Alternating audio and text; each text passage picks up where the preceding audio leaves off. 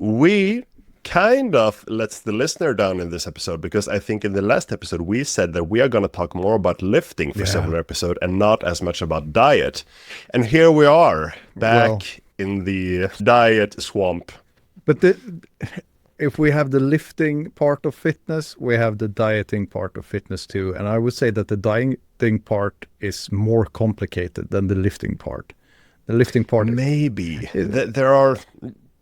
I could argue both ways. And also, studies happen, and we have a nice new study to talk about. Yeah, we do. And it is kind of a marriage between training and eating for gaining muscle. Yeah. What's the number one reason people start lifting weights? To look better. Yeah. And this has to do with the look better part. Yeah. But the researchers kind of try to slip it in under the, global health research umbrella, looking a little bit at blood fats and inflammation markers. And that's how you get funding. Exactly. Still, we are going to look at a small case study, but I like case studies. They're kind of like a mini story. Yeah. And we are going to Brock University in Canada, the 51st state. Please don't say that. Let's see. Where 11 participants, men at about our age, obese with a BMI of 35 and body fat of 36%, who had never strength trained before, were enrolled in a study which would have them do a 24-week bulk and cut cycle. What is a bulk and cut cycle? A bulk is where you intentionally overeat to stimulate your muscle growth as much as possible. You don't inherently want more body fat, but you end up getting more body fat as a side effect. And then you get to the cutting stage where you intentionally undereat calories to lose weight, and you train while doing it with the goal to keep adding on muscle mass. That's the best case scenario, or at least not lose as much muscle mass as you would otherwise. And this is when you're trying to reach your final form of awesomeness. Yeah, exactly. Pretty much get back to the same weight, but with less fat and more muscle. And I believe this has to be a heritage from bodybuilders, meaning competitive bodybuilders, who pretty much do this in reverse, because bodybuilders have shows where they have to have as little body fat as possible and retain all their muscle mass. So they do a cut, often for many, many months, and then they compete at the stage, and then they naturally do a bulk again and regain weight up to closer to their normal weight. So I don't know, maybe this bulking and cutting thing kind of comes from bodybuilders initially, but it's a widely adopted strategy among, simply just amateur lifters who want to build muscle and lose fat. I also think it's kind of intuitive. If you want to have a really positive training cycle, you're gonna discover quite quickly early on in your lifting career that when you eat a lot of food, everything is easier in the gym, and then you end up weighing a bit more than you want to, so you need to cut to reap the benefits of all those extra muscle mass you have put on. So bulking and cutting, it's the circle of the life at the gym for a lot of people. Might be so. So the research question that these fine people put forth was, is this a beneficial and feasible approach for untrained beginners? Yeah. And I mean, and this is a very specific case because these beginners, they were obese. They weighed 113.5 kilos. What's that, like 240 pounds, maybe a bit more, something like that? Something like that. And I mean, the general recommendation for someone already with a BMI of 35 who's untrained wouldn't be to begin with a bulk. No. It's a bit backwards. But still, it's interesting. I think it's a very interesting case study to see what happens, simply.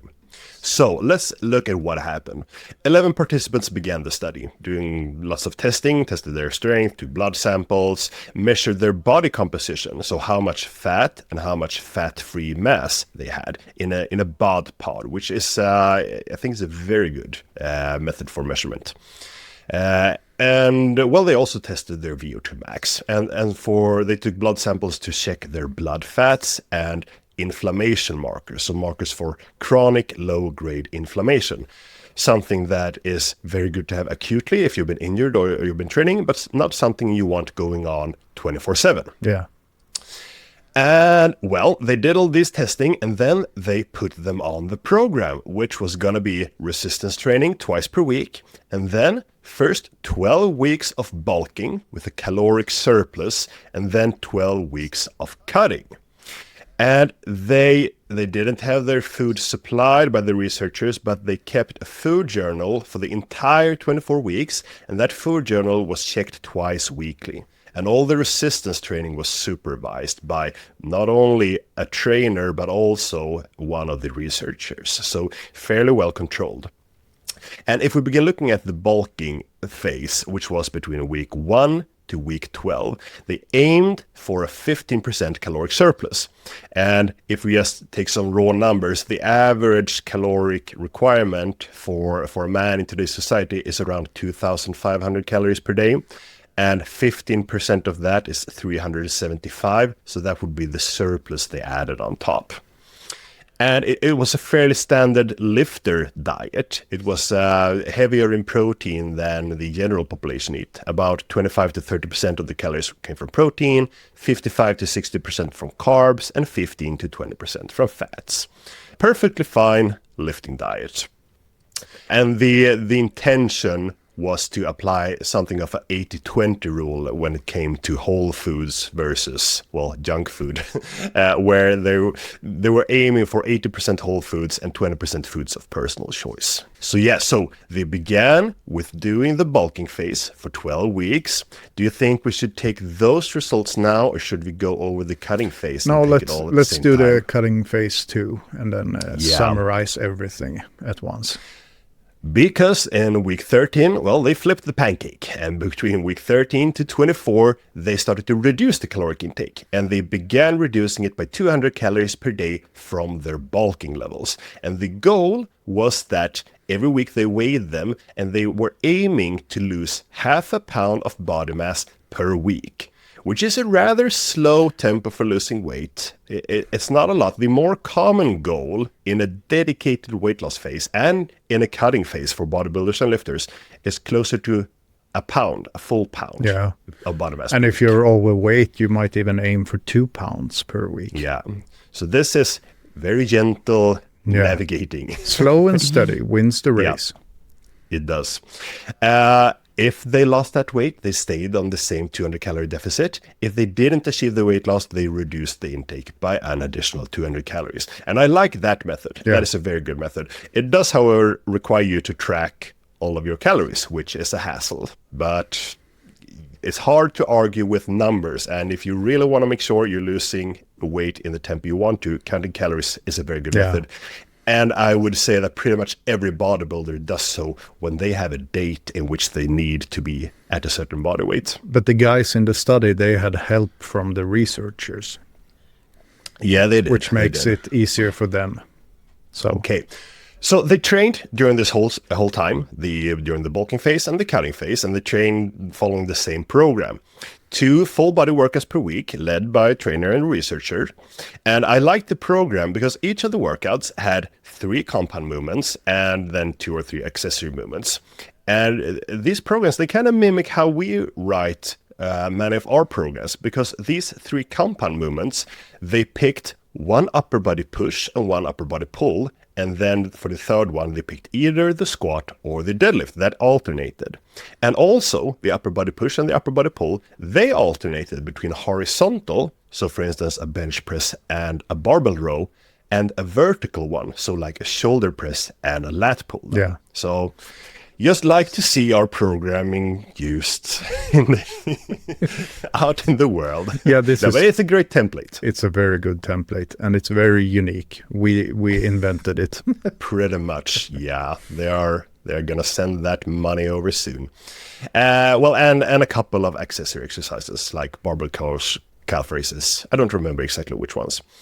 They also periodized the training a bit, doing a hypertrophy phase of around 10 reps per set in 4 weeks. Then for the next 4 weeks, they did a strength phase of 3 to 6 reps. And in the final 4 weeks, they did some muscle endurance training with 15 to 20 reps and supersets.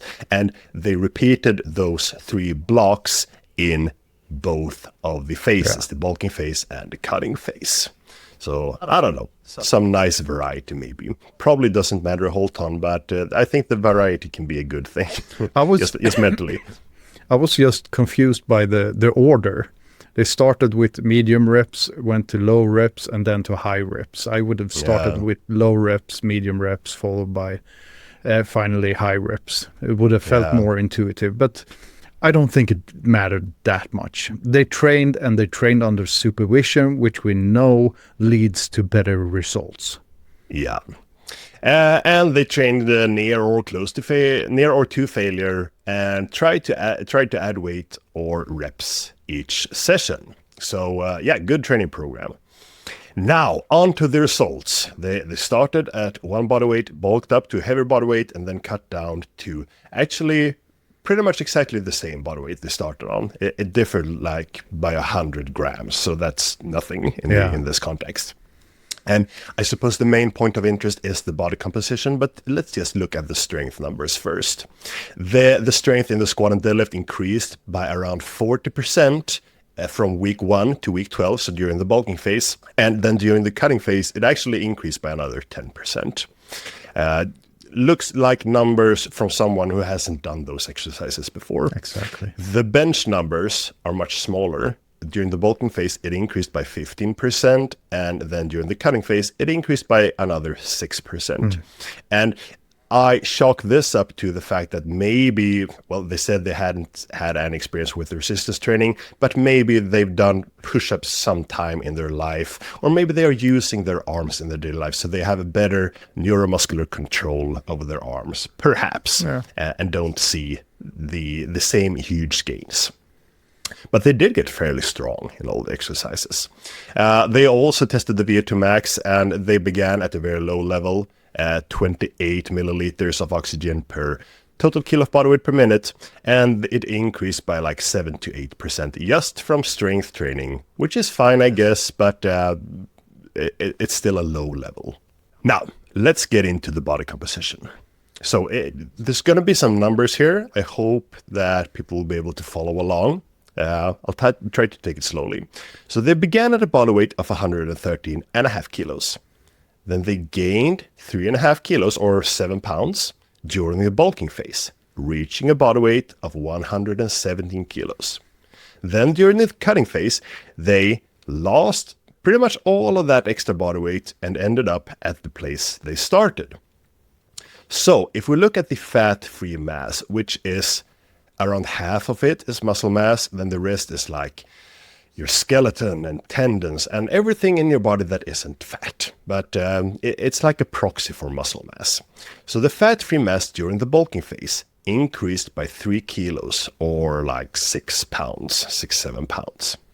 Then during the cut, which is where you are, your goal is, of course, to maintain all the muscle mass, but for most people who have been training for a while, it's not realistic to maintain all that muscle mass. You're expecting to lose some, and they did so. They lost 1.5 pound of the fat-free mass they gained during the bulk, so they ended up with a net gain compared to the starting point in week 0 to week 24.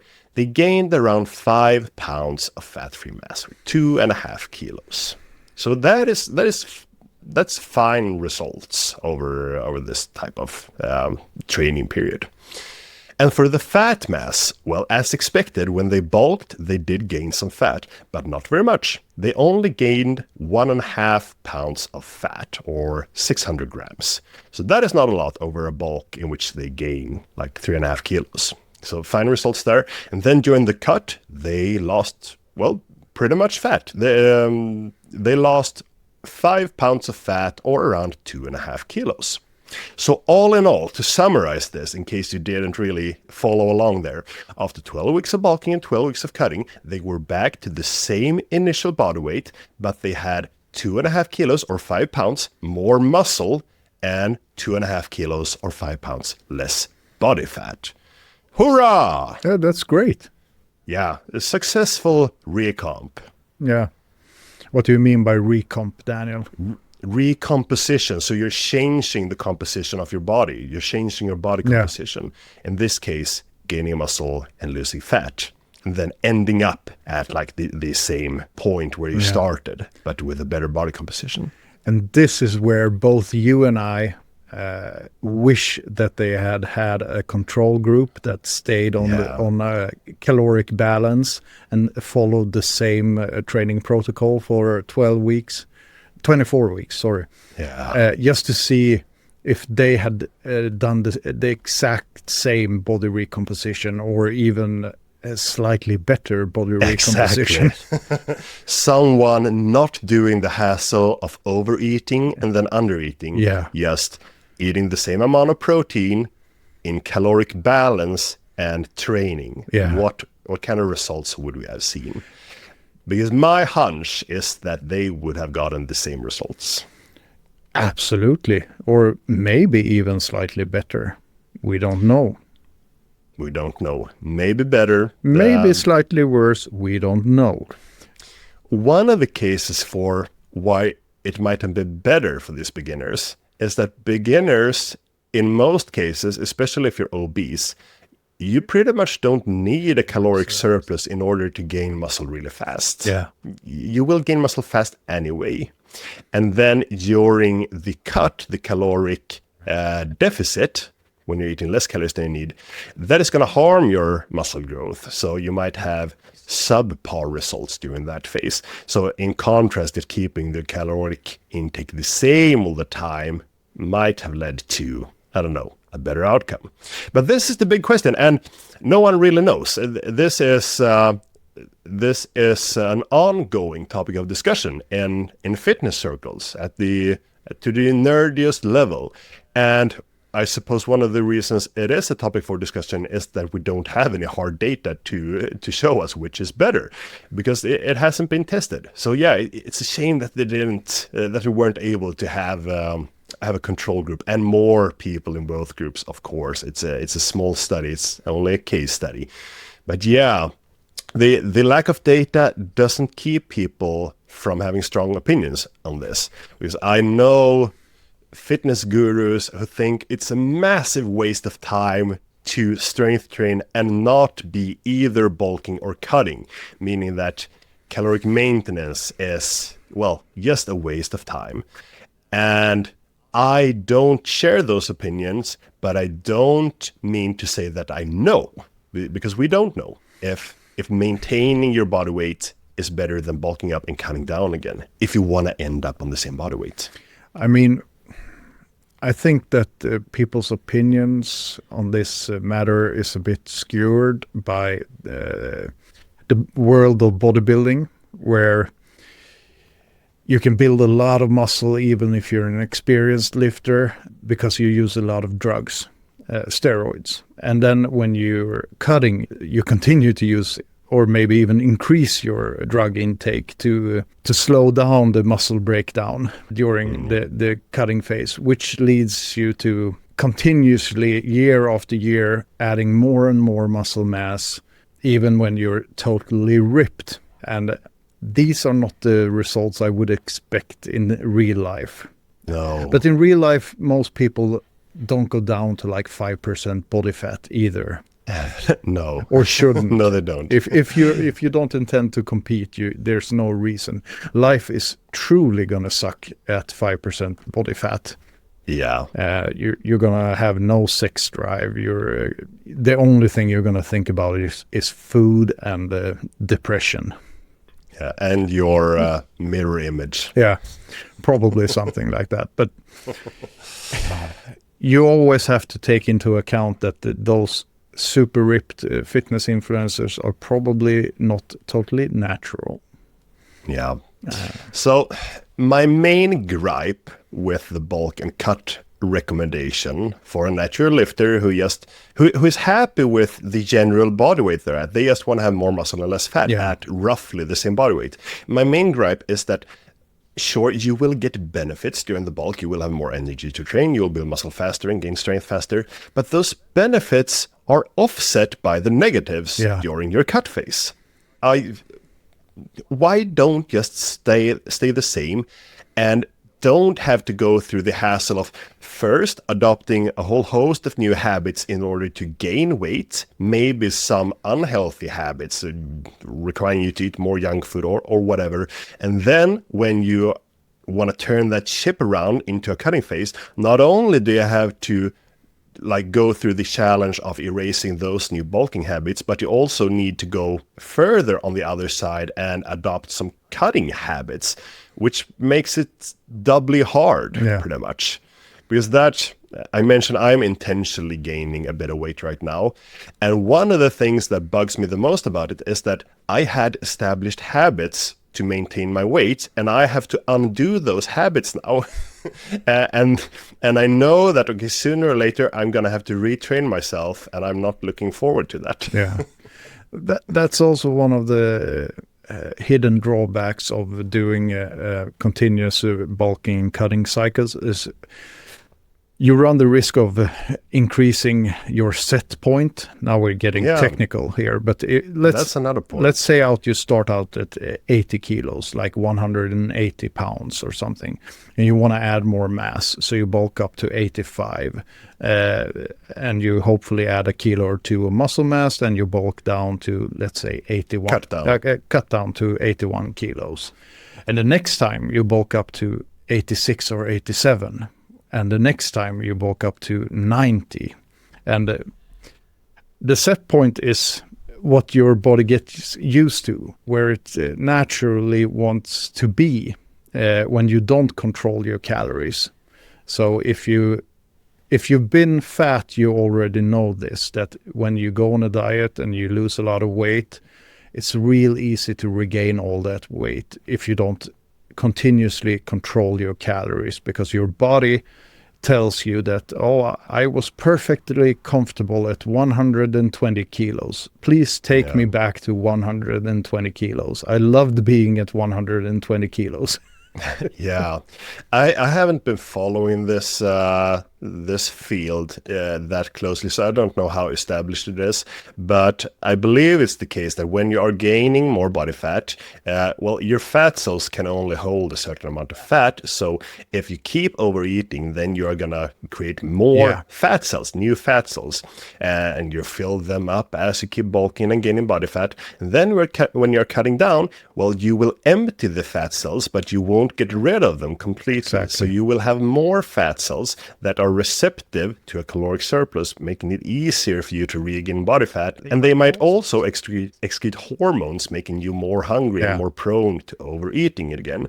I don't think, this was a small weight gain, just like 3.5 kilos in total, and most of it was fat-free mass. So this is probably not a huge danger of that. But if you were to do a more aggressive bulk, say that you gain 10 to 15 kilos or something, this might be an issue, and especially if you do this repeatedly, like you mentioned.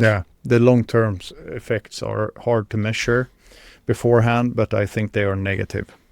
The one case where I do recommend bulking is when you are not happy about your body weight. Say that you are a skinny person and you weigh 70 kilos and you want the body of someone weighing 90 kilos or the strength of someone weighing 90 kilos. Well, then you have to overeat. You can't recomp your way there. You need to gain those 20 kilos of body weight.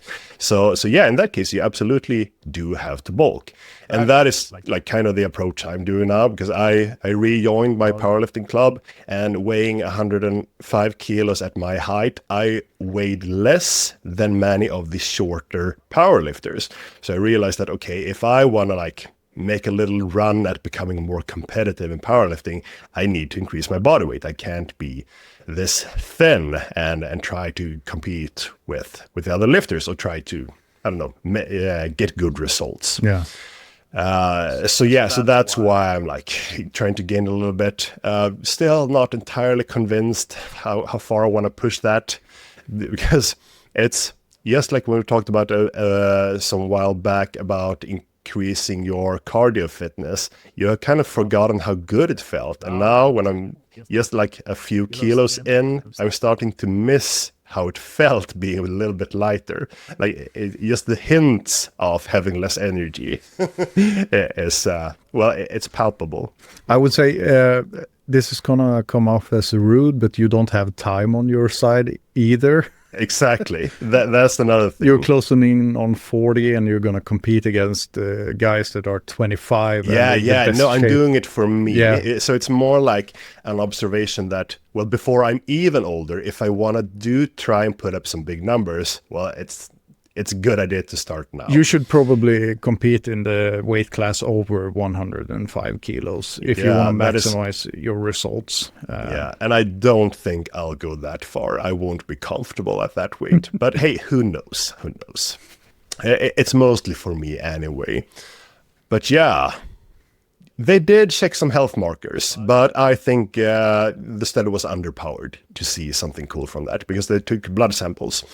4 different kind of blood fats, including LDL cholesterol, the bad cholesterol. The blood fats didn't change too much. The authors noted that usually you see positive changes in blood fats from strength training. So there might have been a case of the study being underpowered with only 7 participants. And out of the 4 different markers of inflammation, so the ongoing chronic low-grade inflammation, 3 of them trended towards a decrease, which is a good thing, and 1 of them significantly decreased. So they lowered their chronic inflammation, which is a very good thing. It's a healthy thing. I would guess it was because they gained fat-free mass and they lost fat mass. Those are things that can help lower the inflammation in the body. Yeah. So good for them. Absolutely. But I still think that if the study had been a study on these same participants with the goal of losing, let's say, 24 pounds during 24 weeks, a normal weight loss diet, a pound per week, they would have seen better results when it comes to these just from losing more fat mass. Yeah, absolutely.